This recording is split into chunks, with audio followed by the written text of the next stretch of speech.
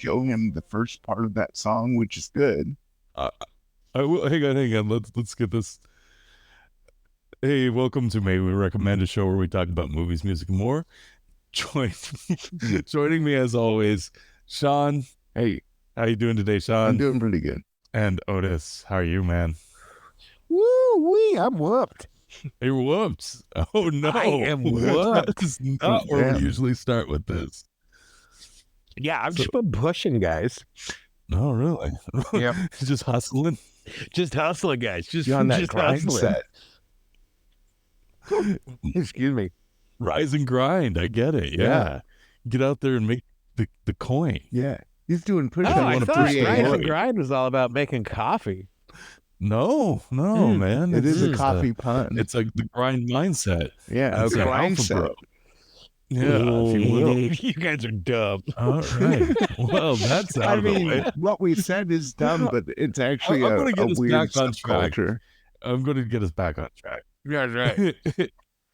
And with a little bit of, like, Sean had mentioned when we started the show, just a little bit before the intro, that you needed to hear this. Okay. So pretty atmospheric, Okay. you know, I think it's great. Yeah. very pretty. I mean, I don't have a problem with that. That seems No. That seems very on point. It's where it leads. This sounds beautiful, and it is very nice. But here's the problem: this is the same song as this. Whoa. Whoa. Yeah. And this is what you're greeted with in the face when you start Ladyhawke. Yeah. Like, Wow. it starts off like a beautiful sunburst screen, right? Oranges and yellows. And then it intercuts the sun with the moon, and the words Ladyhawke appears. And then a hawk. It's a lady. Credits for the Does the hawk scream like start off at the same note as the music does? I think it might. Because that's like, oh, that's super cheese. I love the crud out of that.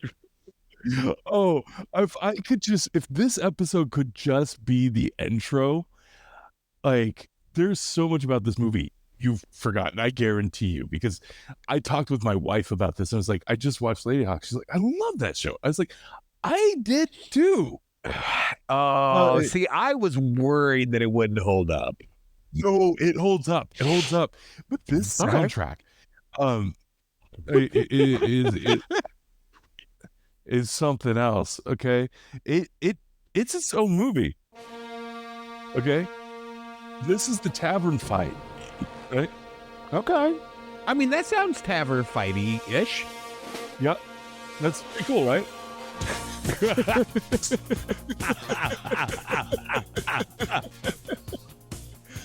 Wow. They keep their clothes on. Just in case you're wondering with that funk bass line coming in. There you go. So to be fair, I did warn Lair about the soundtrack. When we Okay. picked it's something that stuck out to me because when I was a kid, there's a scene in the movie with a trapper, and I, as a little boy, I referred to him as the bear trap man because there's a scene where he falls Mhm. into a bear trap, and it scared the life out of me. And Yeah, I mean, that's like, those things are vicious. yeah, and Well, his face falls into it, and then he stands up and he's I like, don't remember "Ah!" that. Yeah, Now, what else you probably don't remember is it's Alfred Molina. yeah. Oh. Yeah. Oh, Like, Yeah, I didn't from- remember that. You're right. from the fame of Indiana Jones and Spider-Man. yeah. I guess. Spider-Man 2. Doc Ock. Spider-Man 2. Yeah. I love Alfred Molina. I've seen him in a lot of little weird indie movies, but, you know. You know, he always reminds me a little bit of Kenneth Branagh. Oh, not in this movie. Not in this movie. Okay, fair enough. So, He looks like this. So here's the thing about that, right? God. I don't know if you're looking at your screen right now, but No, you're right. Not okay. Yeah, not like that. I like him. I love him. Yeah. He's a great actor. It's like he's that pretty monobrow okay. game he's got going on in this. He's hands down got the best line in this movie where Matthew Broderick, who plays Philippe, comes out with a sword and he goes, "Stop it, you're frightening me, little man." And he just starts laughing and riding away. Here's the thing about this movie, though, right? Is I remembered it as like scary. And so when I went to revisit it in my early 20s, I was watching it with a few people, right? I got it and put it on, and I was like, this movie's awesome. That's how I remembered it. And then that music played, and I was embarrassed.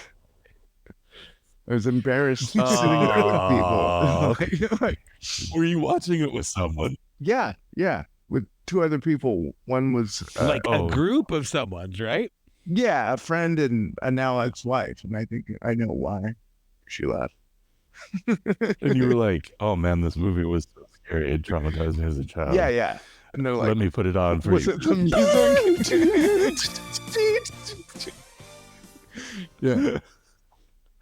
Yeah. Oh man, that's wonderful. Okay, so for those of you who haven't seen the movie or maybe have forgotten, it is about a man who turns into a wolf and a lady who turns into a hawk and an escaped convict who tries to unite them both so that they can break the curse put on them by a priest who made a deal with the devil to inconvenience them. Yeah. Just So, yeah, but he was in love with Michelle Pfeiffer, right? That was the whole point. Is that he was in love with Michelle Pfeiffer. Okay. And if he can't have her, no one can. Yeah. Usually a murder line. Yeah. Not, and now you're a hawk. I'd never once been scorned by a woman and just thought, boy, if only I could turn you into a bird. If I could make a deal with the devil, you know what I'd do? Something overly complicated and weird. Well, I think for I'd hire Alfred Molina to hunt you down. Right. You throw a spell on your ex-lover and her husband, and in that spell is a convoluted way for them to like break the curse and kill you. It just doesn't sound like a good plan. You can just I think that was the Faustian part of it. Oh, I don't think that I think that was like the devil's out. I don't think he was like, oh, by the way, it's the only way to do this is to kill me on an eclipse. Yeah. I think that you're being really I also don't think you're reading into this movie. They never mentioned the Faustian deal. Well, you also didn't explain to the audience that that they're out of phase. So like Rutger Hauer and Michelle Pfeiffer are out of phase. So like when one's a wolf, the other's a human, and then when one's a hawk, the other's a human. You said Cuban. Sorry, I don't know if I'm cutting that or not, but that's literally, honestly, what I thought you just said to me. There's a total racist undertone to the whole thing. It's a Tony But Montana. you don't know if one's a hawk and the other's a Cuban.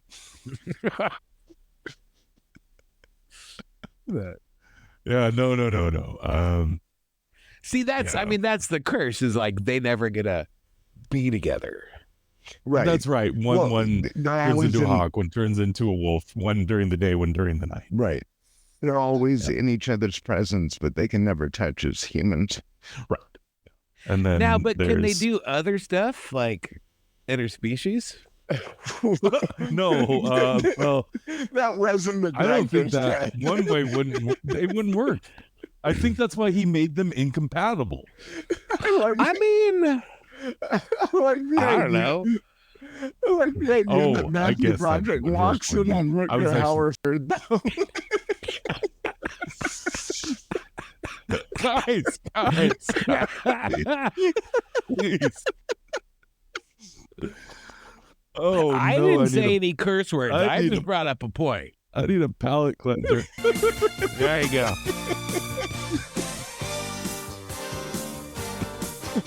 Such a good song. The soundtrack is just so bananas.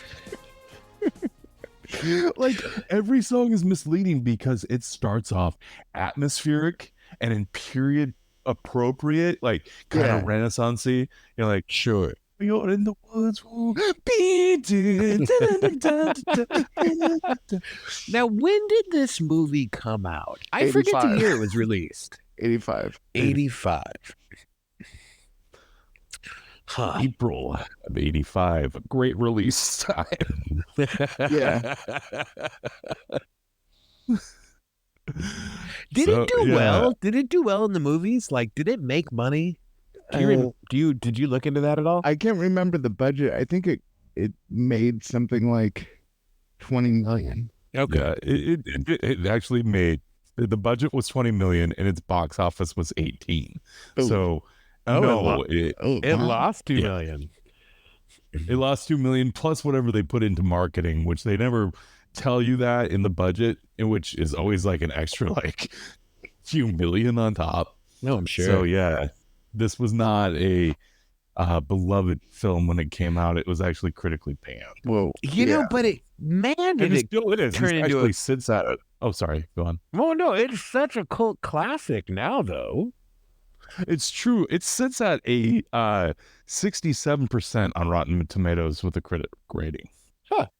I mean, that seems about right. I mean, that's not great, though. You know, it's not great, but like so many of the cult classics, we love them, Yeah. but they're not great movies, right? I want to just give you Variety's description of the film. Okay. Okay. Very likable, well made. Whoa. Great soundtrack. Would recommend 4 stars. That's not true. That's just to say that. It says, very likable, well-made fairy tale. Worthwhile. Extremely authentic look alone. Huh. That's Wait, it. extremely authentic look of what? Alone. Look It's worthwhile for its extremely authentic look alone. Oh, I see. Oh, okay. Like, looks Sorry. great. I was laughing in it. I'm sorry. Here, you want me to do a clean take? No, now it won't make sense. Now I have to cut all of it. Yeah. No, I don't have to cut any of it. I'm leaving all this mess in here. I'm sure everyone will love that. That's actually what the director said. Yeah, actually, I found this to be a very cohesive and clear narrative. Yeah. Like there wasn't a whole lot of waste on this film. You followed from A to B to C to Z. It just It's real simple. It progressed. I thought the pacing was great too. What's the runtime? Is it like 90 minutes? It No, felt 2 a little hours. long. It's 2 hours. Yeah, it's 2 hours. It like at an hour and a half, I was like, another half an hour. Yeah. Really? Yeah, like I didn't see it happening because like it felt like it was at a natural progression. But that last half an hour was well, I sent you Holy Diver. Yeah. Yeah, the Ronnie James Dio, or just Dio, sorry, video. And that is the end fight that Sean loves so much. Listen, like I said, this was like a big movie for me when I was like 8. So, you know, nostalgia like plays into it. But also, Holy Diver, right? Holy Diver is awesome too. So, yeah, Holy stand by Diver it. is awesome. I'm not dissing the song. I merely am referring to the music video for Holy I'm Diver, also talking about the music video. which has Dio walking through an open castle, looking at foes, swinging his sword, and then falling over. Yeah, that's what happens. He kills them.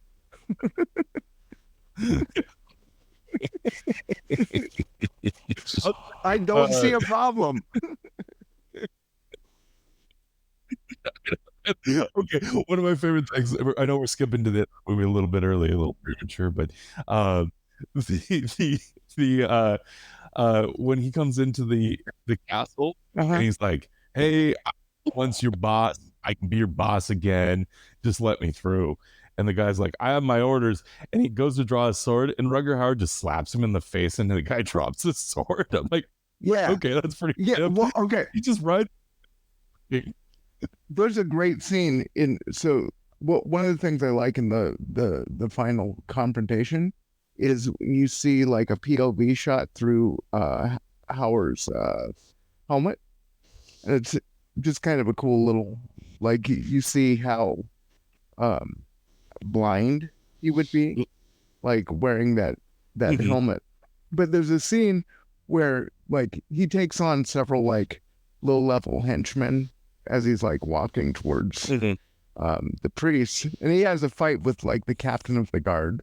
That kind of, there's a through line with that. But one of the guys, they clash swords, and he kicks him, and the guy just falls over, and you never see the guy again. Like, he just kicked him. No. The guy's like just gone. Well, he also gently pushes a candle opera at somebody, and they're like, "Oh, I guess I'm done." Yeah. Okay. Yeah. He's so awesome. Dead? I don't know. Yeah. Did that kill me? He just kicked a dude into oblivion, and the guy just, I guess he just died. What I love is they're all dressed the same, right? So they literally are like just faceless henchmen. Yeah. But there's this scene where he has to ring the bell, and if they ring the bell, Michelle Pfeiffer's little bird body is going to die, right? As a bow. Yeah. He's supposed to. I think he gave instructions to the priest to euthanize it. Yeah, need to set that up. Yeah, and so the guy goes up to ring the bell, and he throws a knife and kills him. And like, I look away for a second, and then there's a guy up there about to ring the bell. I'm like, oh shoot, did they just recut this again? But no, it was a different henchman doing the same scene. Yeah. But this time he succeeds. It's like he hit save game and went back. Well, then you think, like, what? So you're a faceless henchman, right? And your buddy is in charge of bringing that bell, and you must see your buddy die because you're right behind him. And it's like, why is this ringing this bell so important at this point? Like, just chill out a little bit. Like, I think it had nothing to do to further the plot, right, or help anybody in there. It didn't bring more henchmen. They just, at that moment, were like, if we ring the bell, I think something bad will happen. I think that if we do this, we're helping. Yeah. Like, there's no reason for them to do it. It's like, well, it's time to ring the bell. Oh shit, Pierre died. I better ring the bell. Oh, we should mention that they're all supposed to be French. That is a good point. All these people who are either American or like German born or British are all playing French people. Which is weird because I thought it was set in Italy, but it's probably filmed in Italy. I think you're right. I think you're right. They're French. Well, you have Philippe Navarre is a beau. Yeah. Except for the priest whose name's Imperious or something. Yeah, Imperious. And they're going to the town of Aquila. Yeah, because it's the dungeons of Aquila. Yeah, very, very interesting. Yeah, I guess maybe it's like southern France, northern Italy kind of thing. Yeah, it's a weird mishmash. Wait, how does it? But it was, I mean, they're supposed to be English, like, right? Was it like, is there a play with the old English-French rivalry? Is there some of that going on too, or am I way off base? It's just like they're all like, just Frenchy names. Yeah, it's just medieval setting with French names and Imperious. There's an interesting thing going on throughout the movie too, is that Matthew Broderick's character, he's always talking to God and like making deals with God. Like God is a character in the film in that Matthew Broderick is always in conversation with him. And Matthew Broderick is a thief named the Mouse. So you've got a mouse, a hawk, and a wolf. The wolf. Going to fight a bishop. Yeah. It's a weird little tale. What's funnier is you thought that was going somewhere. Yeah. Well, I'm wondering if they're like they're pulling from something else. No, I like you were building a joke. You were building it up like a priest, a rabbi, and a imam walk into a. Yeah, we built up a joke prior to starting the podcast, and it died in its crib. It had no legs. Yeah. But that's how I feel when watching the movie. I felt like it was meant to go it just doesn't really capitalize on the themes. Well, yeah, it does introduce some themes, but like in this movie, they're God and devil, and the whole like thing is very real. And so when he says he talks to God and he's never mentioned Rutger Hauer, that's a line in there. He's like, I speak to God, and he's never mentioned you. I was like, I believe it. I think that he actually has an open dialogue with God because he does live this fairly charmed existence. Like he is the catalyst. Like and by he, I mean Philippe, Matthew Broderick's character, the mouse, is the catalyst that makes everything happen. And like by his escape, a murderer gets hanged as well. So it's all very weird and interesting. Well, yeah, as the movie starts really kind of grim, dark. It kind of sets you up for a darker film because he's just digging, and you see him squeeze out just a tiny opening, and he's escaping this prison, and that entire monologue is him talking to God, just how he sets up his character. It's an interesting character. I don't think I've ever seen it. Yeah, that character before.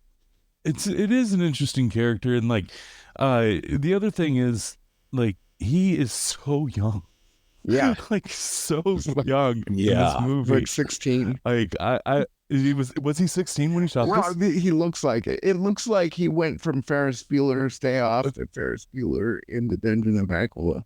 Like he is so little, and like I'm watching this and I'm like, oh my gosh, did he have to have a twin or like just limited time on the set? He is a baby. Yeah. Well, this was probably before Ferris Bueller, or was that?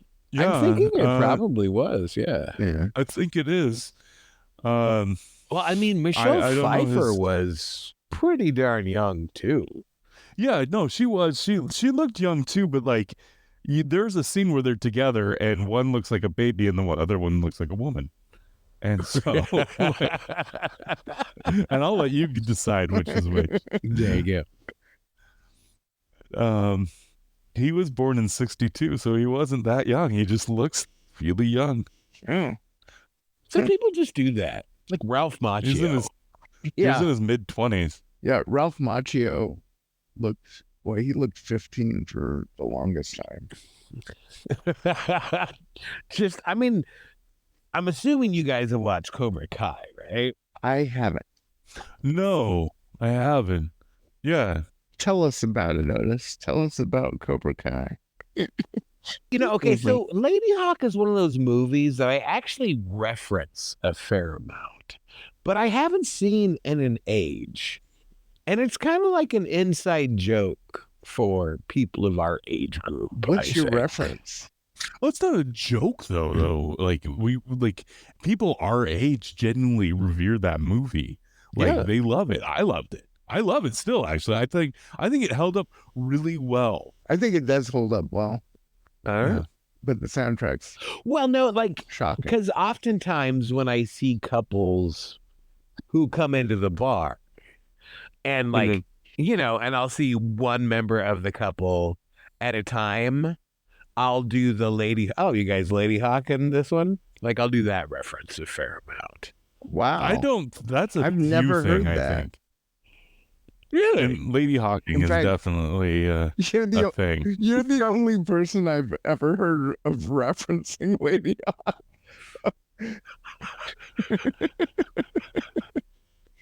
I mean, maybe that's true, but It's cool. It's a cool reference. I mean, Yeah. but like, how else do you say it when you like see one member of a couple at a time? Do the people you're talking to, do they understand the reference? I mean, yeah.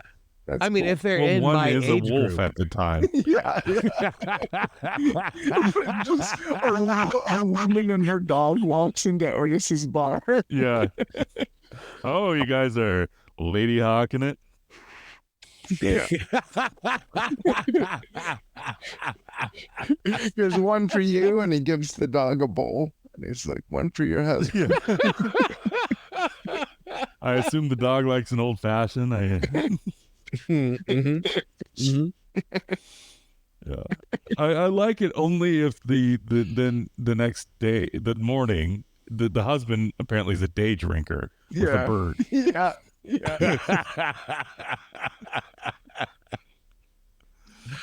I don't know. That'd be pretty cute. That'd be a great Halloween costume for a single guy. Just a nice bird. Oh. But Halloween parties take place at night. It'd be a great Halloween costume for a single lady. I Yeah, think. but I mean, it could be a sad dude, like just day drinking on Halloween. That's not really a party. Well, it was if you're sad. You're right. It doesn't have to be a party. It's just a Halloween costume for a sad guy. This hawk slowly walks down the bar to a different person. well, I love it that like this sad guy goes through the effort of putting on a costume to accentuate his sadness. Well, so that he doesn't look like no one loves him. He's like, someone loves me. She's just a bird Yeah. right now. That didn't happen. I feel like I need to buy a bird now. Do you think you should buy a bird? A red-tailed hawk? I think that's the kind she was. You know, I hate birds as pets. I Yeah, just me do. too. It's real cruel. Yeah, it's just messed up. Like if you're an actual hawker, like if you Sure. then then I'll give you a pass. Or the same if, carrier pigeons. But I believe that's a falcon. A falconer. Yeah. Are there no Yeah. hawkers? There are hawkers. Now, I have seen some hawkers.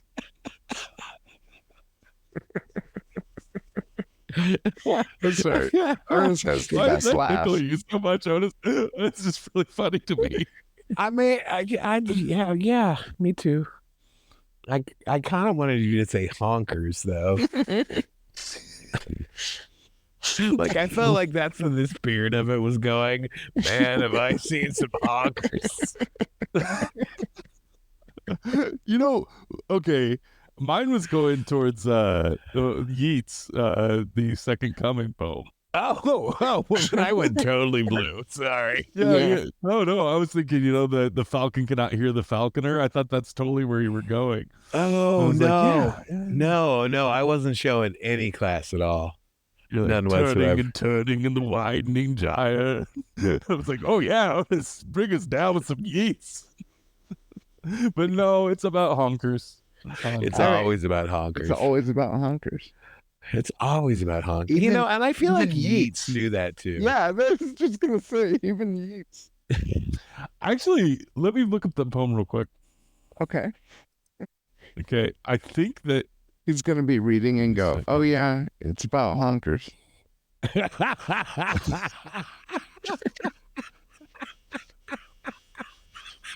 okay, no, I thought there was honkers in it, but it actually is thighs. It's moving its slow thighs about it. Okay. Yeah, I thought they mentioned. I mean, which is considerably more enticing, I think. Yeah, thighs are great. Thighs? Oh, they're definitely more Thighs? I mean, welcoming. thighs are more enticing. Yeah, thighs are great. Are they? I mean, Wait, what'd you say, John? Thighs are great. he likes thighs. Yeah, thighs are great.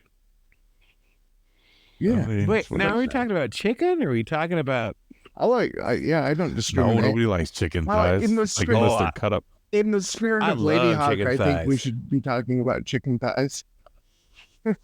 yeah. See, I love thigh meat, but I don't like eating chicken thighs. What? Really? Like- if you like cut off on the meat and you bone? fry it up. Yeah, I don't like it on the bone, but I like it fried up. Oh, I love it on the bone. Yeah. Yeah, I You don't know. pop find that it, like, bone a right little out and slurp it up. Awkward to eat. Slurp it up. I think he also Why said do I that. do this to myself? Yeah, he did. Actually, that is the poem that was the second one to this was called Slurp It Up. Yeah. The second coming Yeah. is Slurp It Up. He's like, pop it off the bone and slip it up.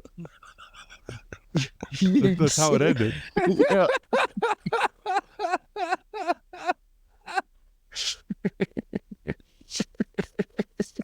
Oh boy.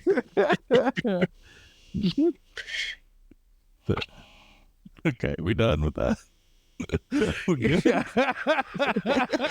I mean, okay, so now I because a lot of these poems, like, they're Gutenberged at this point, right? They're like public domain.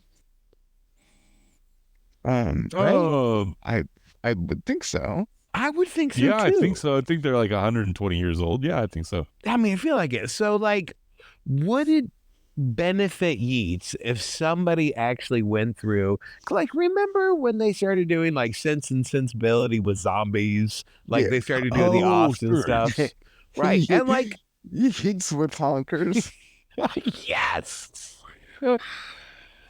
like, take these famous works of poetry and make them dirty, like make them limericks, Yeah. and then like pitch them to a new generation. And then if they're interested, they can go back and actually read the originals. Right? Do you think they would just be I mean- upset at the lack of honkers in the original? I mean, I am. That's fair.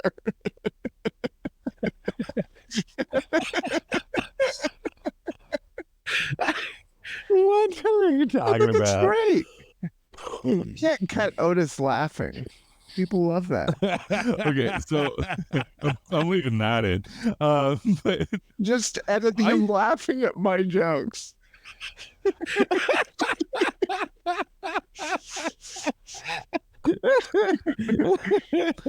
Perfect.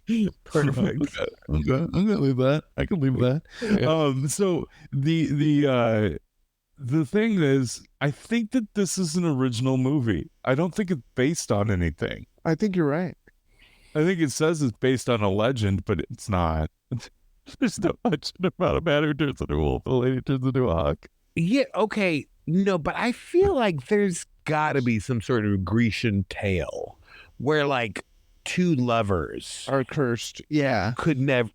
Yeah, like that feels. Man, it's too lovey-dovey for a romance, like a Greek romance. Like, no one's getting chopped up or like some ironic punishment forever. The priest At the end. the priest gets chopped up. That other guard Mhm. gets kicked. That one guy gets slapped. The guy trying to ring the bell gets killed. Don't forget the You're just going over the candelabra ending, guy right? either. Yeah. Jeez. Yeah, don't forget him. It always comes back to him. Yeah, so Although what I love- maybe okay, that's I went back. maybe Oh, go that's a on. metric of knowing if something is like a truly resonating story, though. If it feels ancient, because Right. this story does and feel this ancient. does. This story feels like, I looked it up because I was like, is this an original screen idea? Like, is this something that, came from whoever's mind, right? You know, like, or is it based on something and they wrote a screenplay off of it? And, and this is just that, but it feels like, for sure, this is a story like The Little Mermaid. I just didn't know that this was, a Hans Christian Andersen masterpiece, But it does not appear to be that. Interesting. And it has, the story is by an Edward Karma. That can't be his real name. Chimera. Khmara. Chimera. Yes. Nah. The story's by Edward Kamehameha.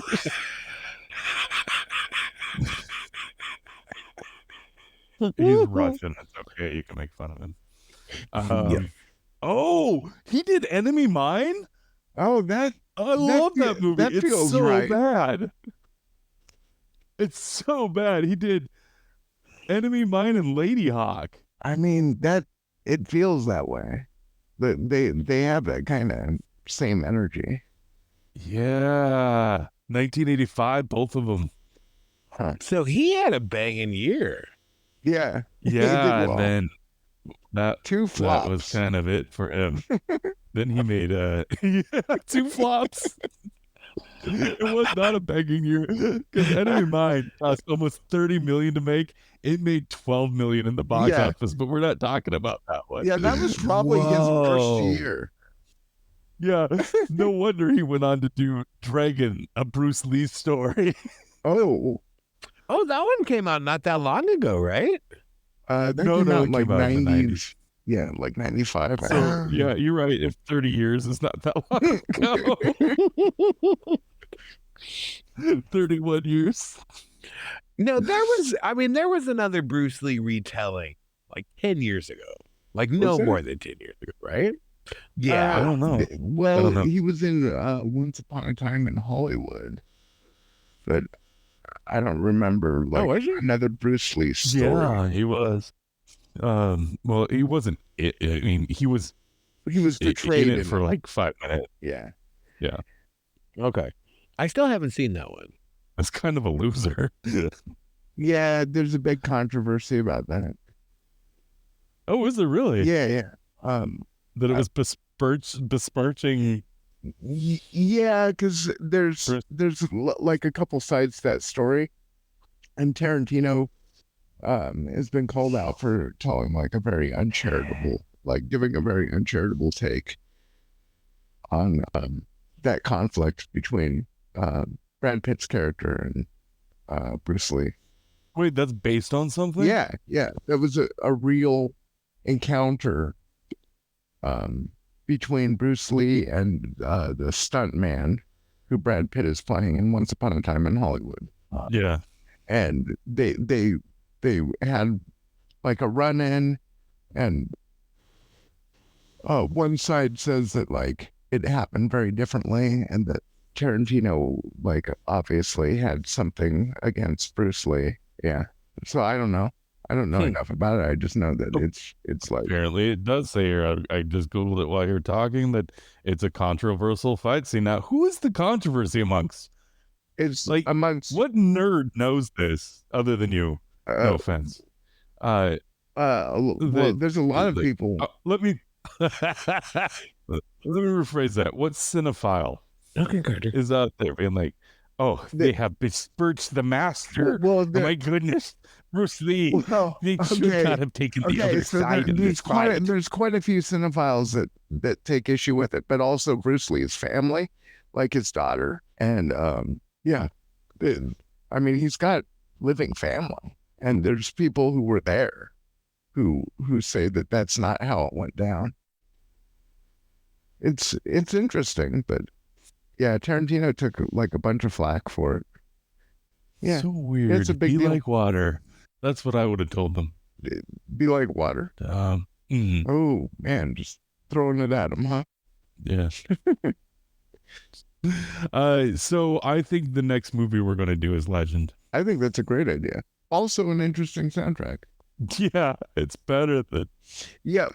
Well, the Alan Parsons Project. Who did this one again? I forgot his name well, already. it wasn't Alan Parsons Project. Oh yeah, Andrew Powell and the Philharmonic Orchestra. Yeah. Legend is Tangerine Dream though. In one of the cuts, there's like 3 cuts of Yeah. that film. And the theatrical cut had Tangerine Dream for the soundtrack.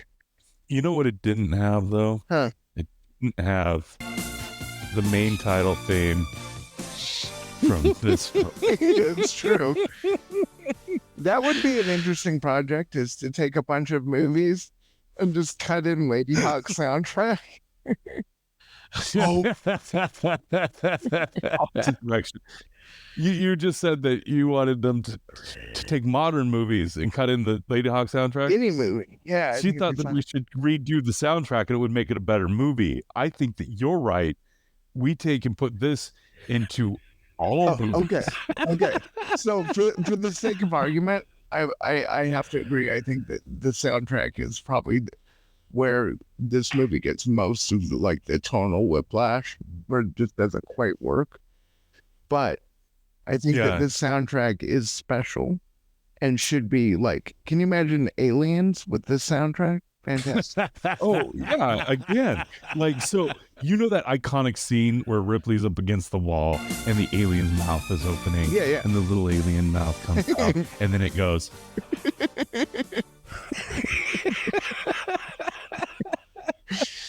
Yeah.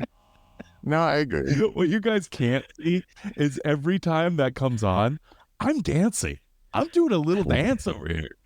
I mean, I believe it. I mean, I think it'd be a shame if you didn't. How could you not get pumped? Oh yeah, it's all arms akimbo, little circle dances. I got some moves going on to this.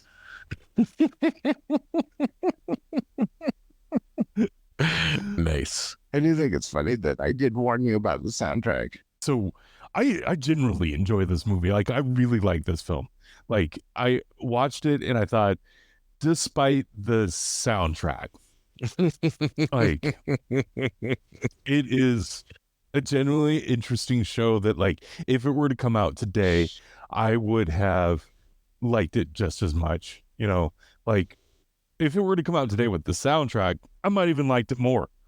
Because this is very of its time. You'd be like, why are they doing this? What does it mean? Why is there synth music? What point are they making? And then you find out that it's the Philharmonic Orchestra doing it. And you're like, it's not a dude in the closet with this Casio?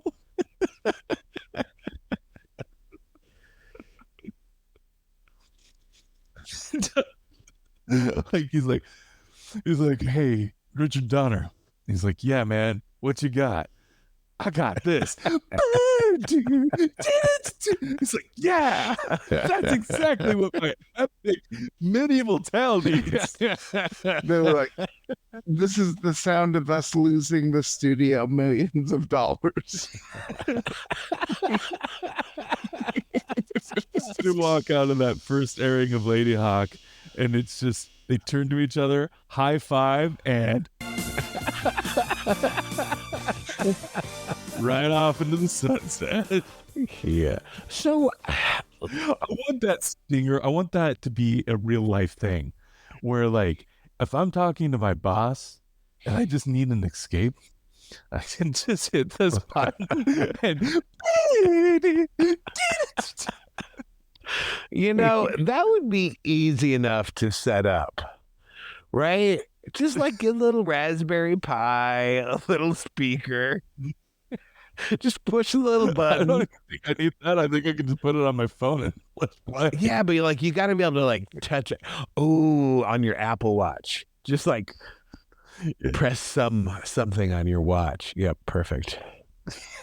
There's a button here that allows me to do that. It's You've got a Ladyhawke button. You have a Ladyhawke button. I press it, and you know what? A Double Mint commercial pops out. Oh, it is reminiscent of Double Mint. It does feel like it does. It really does. Well, there was that weird Ladyhawke Double Mint crossover. Yeah. No, it's juicy fruit. Juicy fruit. It's going to move you. I just like the idea that in the commercial for gum, there's a dude and his bird, and then they meet up with a priest, and they have a stick of gum, and everything's okay. The curse is broken. Ladyhawke is a Mentos commercial. Yeah. They pop The a little curse breaker. Mentos into the bird's mouth. It's like Mentos, the curse breaker. Oh, now I'm gonna have to redo the artwork. I don't know. The artwork you got is really good. It's pretty fun. It is pretty fun. I will admit that. When he first showed it to me, Otis, it was the picture of the three of them, except there was a hawk covering Michelle Pfeiffer's face. Oh. I was like, that's awesome.